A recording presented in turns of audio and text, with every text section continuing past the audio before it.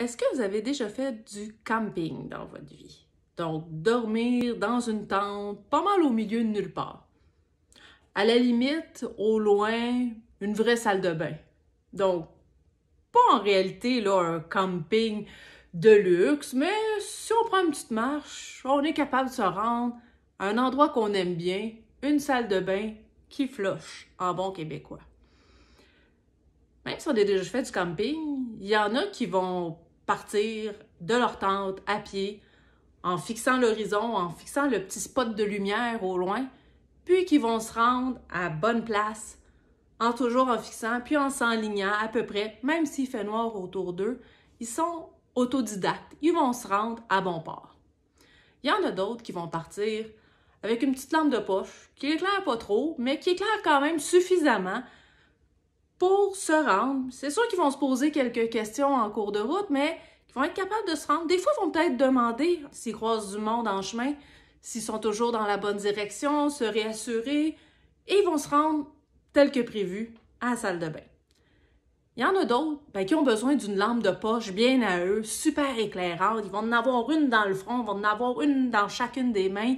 Puis même à ça, ils vont avoir besoin de support, d'encouragement pour être sûrs de se rendre à l'endroit qu'ils veulent si désespérément, donc la salle de bain.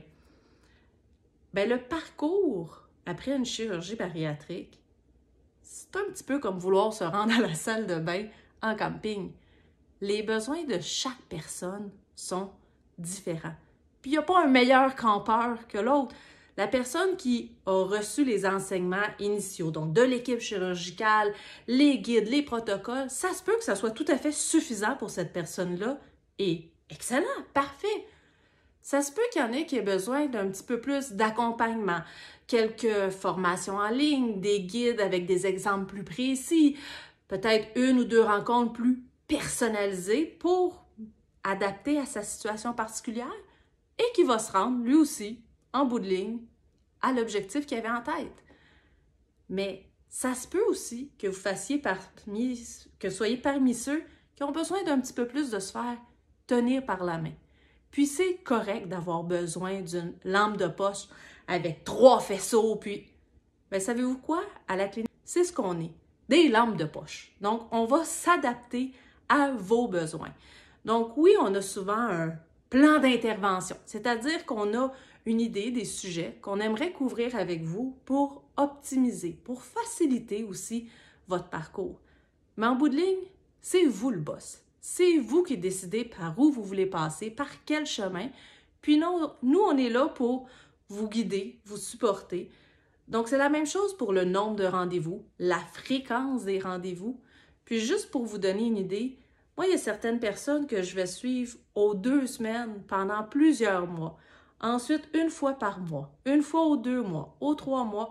Le temps qui est suffisamment, oui, de connaissances, mais surtout du support, de l'ajustement aux différentes réalités qui peuvent parfois être surprenantes. Bonjour 2020. Alors, puis il y en a d'autres que je vais avoir vues 2 fois, avec des questions très précises, voulaient comprendre certains aspects, puis maintenant qu'ils ont l'information, se sentent outillés. On a certaines personnes qu'on rencontre même pas, puis que finalement, notre formation en ligne, c'est exactement ce qu'ils avaient besoin, puis ont été capables de continuer leur parcours.